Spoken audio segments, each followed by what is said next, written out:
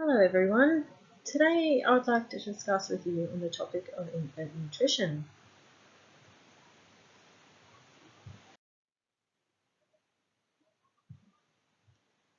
In this presentation, we will discuss breastfeeding and what it is made up of. We will investigate into the new science behind breastfeeding and this new thing called the human microbiome. Types of breast milk will be discussed and how it is produced to meet babies' needs. Now you're probably saying breastfeeding is for mums and babies. What have I got to do with it? Well, we will look into this and what you can do to support and help mum to breastfeed. We will look into the convenience of express breast milk, and then finally we will discuss formula feeding and how to safely prepare and clean formula bottles.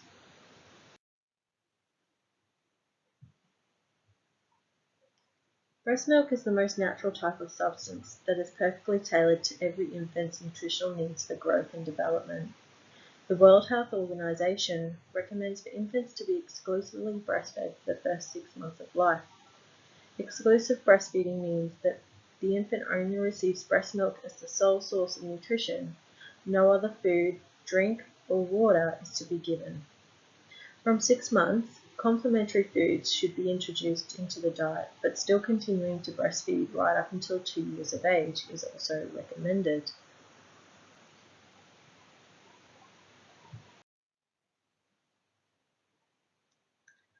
Breast milk.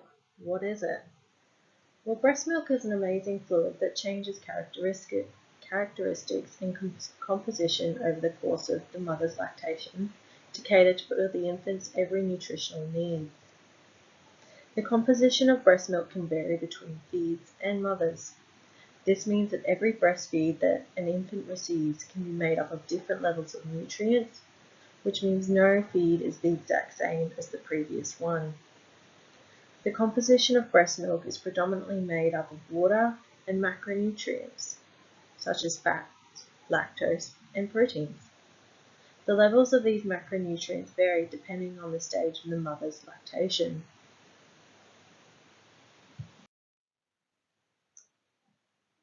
Breast milk components include casein and whey are the two main proteins in breast milk, which when ingested break down to form amino acids, which is important for growth and development as it helps build cells, muscle, and tissue.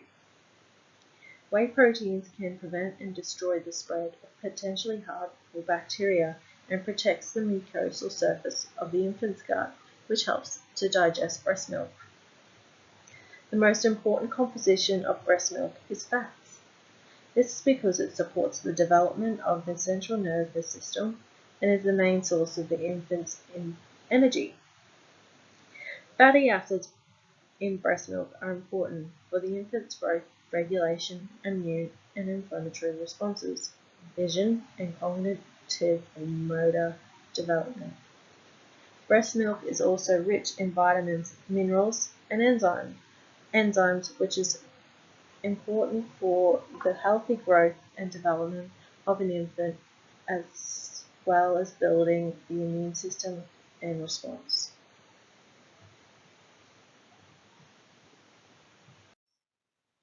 The human microbiome. Bacteria is an important component in the human body. We are exposed to bacteria at the beginning of life in the womb through the mother's uterus and placenta. Then as birth takes place, more exposure to bacteria occurs through the birthing canal and intestinal flora. After birth and placed skin to skin on mum, further exposure occurs, and then again through breastfeeding. All this initial exposure is what helps to kickstart the infant's microbiome. So think of the microbiome as a storage box.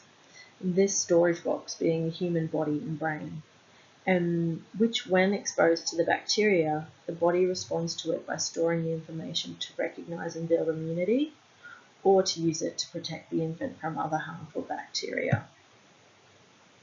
Breastfeeding is a source that continuously helps to build this microbiome within newborns. Healthy bacteria, known as probiotics, get passed through to the infant from the mother via her breast milk and skin. The healthy bacteria an infant is exposed to from birth, skin, and breast helps to build the infant's gut microbiome, digest the milk they drink, to build immunity and fight infections. The bacteria are what sets the infant up for a healthy life. In an infant that is born by a C-section and receives no skin-to-skin contact after birth, and then formula-fed, the initial colonization of this bacteria is interrupted, and the infant isn't exposed to healthy bacteria from breast milk. Therefore, there is a higher risk that the infant's immune and digestive system can become compromised. Studies have shown in people with a less diverse and healthy gut microbiome, they are more prone to unfavorable conditions like obesity, diabetes, allergies, heart disease, high blood pressure, and stroke.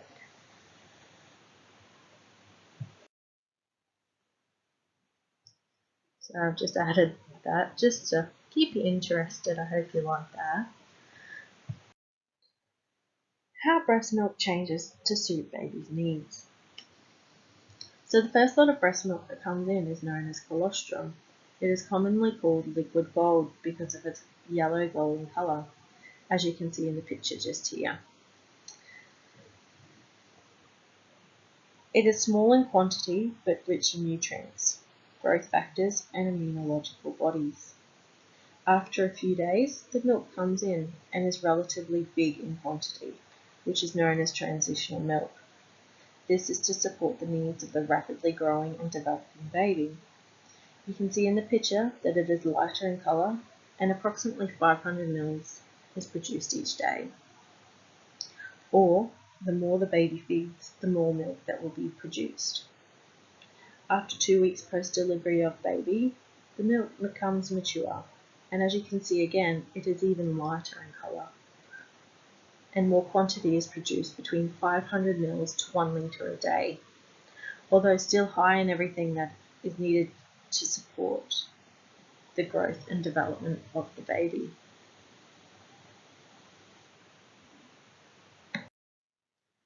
How big is a newborn's stomach? Well, as you can see in the picture here, all of the sizes of the newborn stomach as they grow. As we discussed in the last slide, the types of breast milk that a newborn receives, like colostrum, transitional milk, and mature milk, this picture gives you an image of how much a baby needs to feel full. Now, colostrum is small in quantity but high in quality. But as you can see in the picture here, a newborn only requires a small amount to the size of a cherry or walnut, which is why colostrum is so high in nutrients, to give the baby the boost he or she needs in the first few days of life. This is also the reason why a newborn needs to feed so frequently. A newborn baby in the first few days of life will feed approximately 8 to 12 times in a 24-hour period, which is about every 2 to 3 hours. Now, when the milk comes in, it usually does at the right time. As baby is growing, so does the stomach size, to the size of an apricot by the end of the first week of life, and should be receiving transitional milk by that time. Then, by the first month of life, baby's stomach is the size of a large egg, which by the time the baby will be receiving mature milk in sufficient quantities, therefore feeds may be less frequent to 4-hourly feeds or as the baby demands. Summary of breastfeeding benefits. Okay. There are so many benefits to breastfeeding, so I'll just go through some of the main benefits, otherwise we could be here all day. Breast milk is designed by nature, for nature. It's free, and you don't have to run to the store to buy supply, because it's usually freely supplied as it is demanded by the baby. It is also forever changing with every feed, from the nutrients to the taste to the supply as it's demanded by the baby. It is a complete food No other water or foods need to be given in the first 6 months, and it has every nutrient and immunological body that is needed for the baby to grow and develop normally. It is designed to be easily digested and absorbed to the baby's system. Studies have shown that breastfeeding can protect baby from birth through to later on in life from obtaining a range of illnesses, infections, and diseases, including asthma, eczema, obesity, SIDS, leukemia, systemic infections, celiac disease, and many more. For breastfeeding mothers, it can promote weight loss after birth, puts their sleep cycle in tune with their baby, so they are able to get much needed rest when their baby does, and lowers their risk of obtaining osteoporosis, breast cancer, and diabetes. Moving on. How to support mum and bub while breastfeeding. While dads do not have breast to feed baby, there are many tasks that can be taken on to help mum and baby to breastfeed. Learning to and adjusting to breastfeeding is hard on any mother, more so when she is struggling or having difficulty. The biggest and most important task you can do is support. You can be supportive in many ways and turn breastfeeding into a teamwork setting. When baby is screaming and crying the house down, you can help settle baby with cuddles and rocking before giving to mum for a breastfeed. After breastfeeding, being supportive and help by offering to birth, change nappies, and settle baby to sleep. Now, while breastfeeding is known as bonding time between mother and baby, it is recommended for dad to have skin-to-skin time with baby on dad's chest, with cuddles, bath, and baby napping on chest to build the bond between father and baby. As you can see in the picture here, the rock is having skin-to-skin time with baby. Skin-to-skin between father and baby can be used to help settle baby and give mum a break. Completing household tasks, taking baby out for walks, or just taking baby into another room to play or cuddle is supportive and lets father and baby to bond while mum is having a break. Express breast milk. Okay. Express breast milk is an alternative form of breastfeeding. It is giving baby breast milk via bottles, syringe finger feeding, or cup feeding. EVM is great to have on hand in storage, like the fridge or freezer, or when breastfeeding is not possible.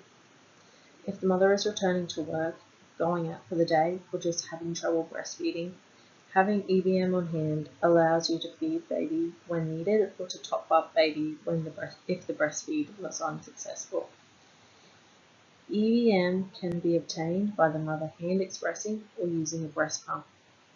To safely store breast milk at home, it is recommended that freshly EVM should be stored in a sealed container, like a bottle for example, in the fridge, right at the back for 72 hours, or in the freezer for 3 to 6 months, depending on the type of freezer. However, EVM can also sit at cool room temperature for 6 to 8 hours, but is best stored in the fridge if there is one close by. We will go through cleaning and sterilising the bottles shortly. Formula feeding. Now, while breastfeeding is considered the first line of infant feeding, sometimes this is just not possible or not what is wished by the mother. Formula feeding is the go-to in this instance. Formula feeding recommendations are like that of breastfeeding in that it is recommended for babies to have only formula for the first 6 months and then introduce complementary foods while continuing formula for up to 12 months of age. Formula is built to support the growth and development of babies sufficiently. Many companies have tried to match formula to breast milk, but there are many factors in breast milk that cannot be replicated. Breast milk is a forever changing product. Meanwhile, in formula, babies receive the exact same ingredients with every feed. Baby stomachs are not able to break down regular milk, so it is important not to give regular milk until they are over 12 months of age. There are many brands of formula available, so choosing one can be confusing at times. If it is a cow's milk-based formula and suited to the age the baby is at, it should be fine unless recommended otherwise by a health professional. As for how much formula is needed for each feed, it is best to follow the instructions on the tin of formula, usually 120 to 150 ml per kilogram of the baby's body weight. When preparing the formula, water should be freshly boiled and then left to cool for 30 minutes. It is important to have the right amount of formula for each feed, as too much can damage the baby's kidneys and not enough won't allow the baby to grow well.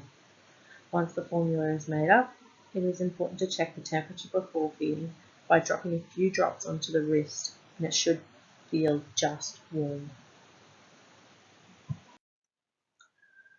Bottle preparation and sterilisation.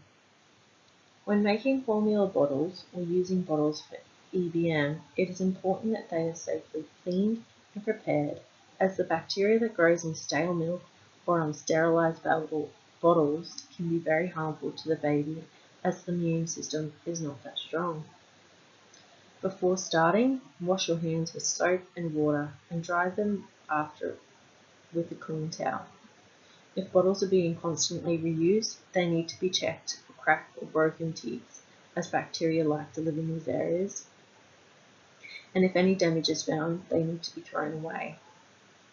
Bottles and teats then need to be washed in hot soapy water and scrubbed with a bottle brush to remove any clinging leftover milk product. After washing up, the bottles and teats need to be thoroughly rinsed of any soapy product.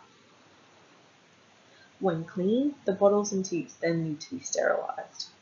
This can be done easily by boiling them in a big pot of water for 5 minutes, as you can see in this bottom picture here. Otherwise, there are steam sterilisers and microwave steam sterilisers that can be bought to sterilise bottles and teats. After sterilising the bottles and teats are safe to use, but must go through the same process again after each use.